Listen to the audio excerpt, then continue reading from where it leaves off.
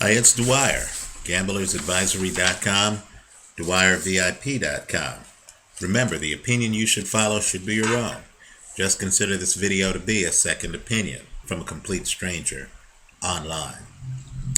Right now, there's serious discussions for a fight involving two of the guys on my boxing pound-for-pound list. Nonito Donaire. You know him. He's ranked number one among all Filipino fighters on BoxRec.com as I make this video. And he might be going up against Guillermo Rigondeaux. You know him. Olympic gold medalist, unbeaten as a fighter. Were these two to meet, I would take Guillermo Rigondeaux to win the fight, and I would hedge the play with Donaire by knockout. Now that's how I would bet the fight. How do I think it turns out? I think Rigondeaux has a chance to get a stoppage in the match. Let's talk about it.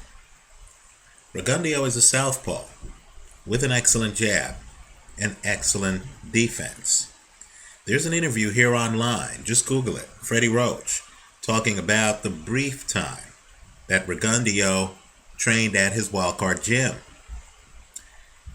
Apparently he's the only fighter that Freddie Roach tried to hit during, sparring.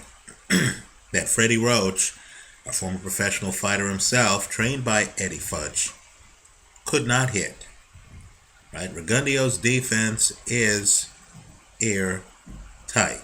Understand too that when Freddie Roach talks about fighters, he usually gives an honest assessment when the fighter is not his fighter.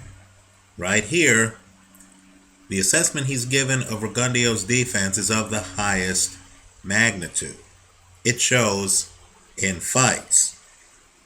More importantly, let's look closely at Donaire's record.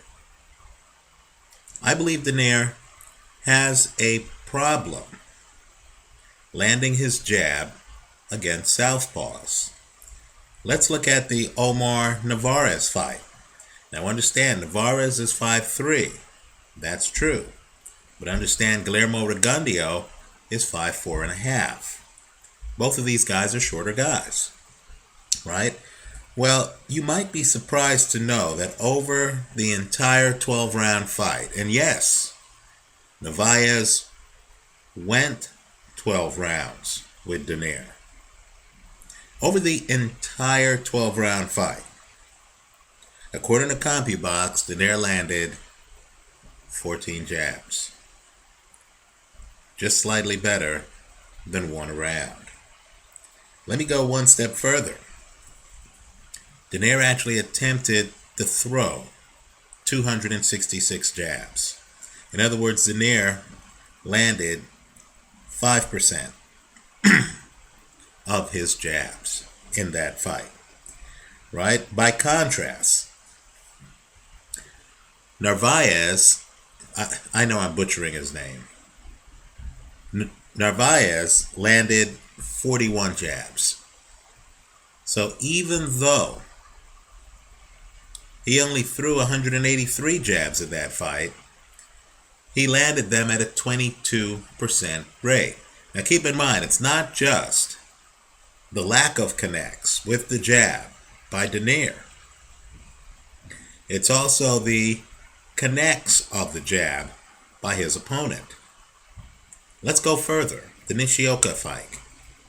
He's a southpaw just like Omar Narvaez, just like Guillermo Rigondeaux.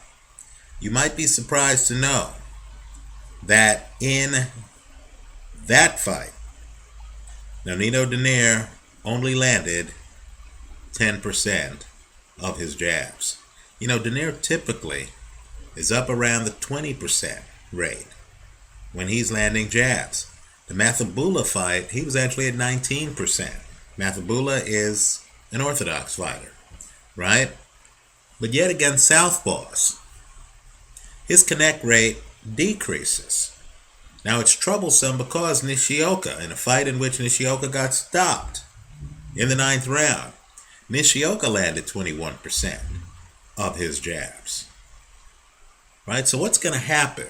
What these numbers tell me is going to happen is Donaire is going to realize that he has to rely on power shots to beat Guillermo Rigondeaux. And when Donaire gets power shot heavy, he's vulnerable for counters. If you close your eyes for a second and think of Donaire, you might think of him stepping outside with his hands relatively down, loading up to come inside with power shots. You can't do that against a mobile fighter who's an excellent counterpuncher, who's a sniper, like Guillermo Rigondeaux. Right? If Donaire can't work a jab to keep Guillermo Rigondeaux outside and can't do it effectively, and is instead trying to rely on power shots against a guy with excellent defense and counters, he's going to be taken apart. I believe, because Rigondeaux is a southpaw, like Narvaez and like Nishioka, I believe that he can take apart Nonito Donaire. I think, unlike these two, he has better defense, right, than these two guys. He has better defense, and I also think he has better legs, which is important, because as Donaire tries to stay outside between punches, like he did against Mathebula, take a look at that fight, you'll see that Donaire was out-jabbed by a wide margin in that fight, right? Mathebula outworked Donaire. Donaire was taking breathers in rounds, kind of like Saul Alvarez does, right? As Donaire tries to get outside against Rigondeaux, I believe Rigondeaux is going to follow him. Because Donaire won't be able to land his jab, he's going to have to open up more than he wants with power shots to try to be effective. And I believe that's going to play right into Rigondeaux's hands. Now, make no mistake, Donaire's left hook is one of the sport's best punches. There's no question about it.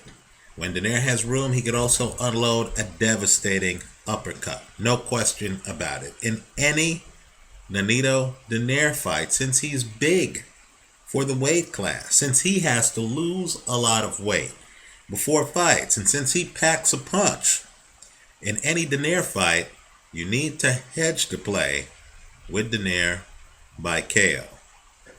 I like Rigondeaux to win the fight. I'm expecting him to be the underdog because Donaire is a household name, is one of the heavy rotation fighters on HBO. Right? So, I like Rigondeaux to win the fight, hedged against Donaire by KO. If you have extra prop money that you're thinking of just throwing down on a long shot bet, I would even consider Rigondeaux by KO. Don't be fooled in thinking that because he is a clever boxer, he doesn't pack a punch. He has taken guys out early in their backyards. Just look at his punching record. I expect Rigondeaux to win this fight. I'll hedge to play with Donaire by KO. Let me hear from you. This is one of the bigger, closer fights in boxing. Those are the kind of fights we try to tackle here online at gamblersadvisory.com. Let me hear from you. Leave your comments for me here online. Visit us at gamblersadvisory.com. And, of course, for premium picks, DwyerVIP.com. Thanks for watching.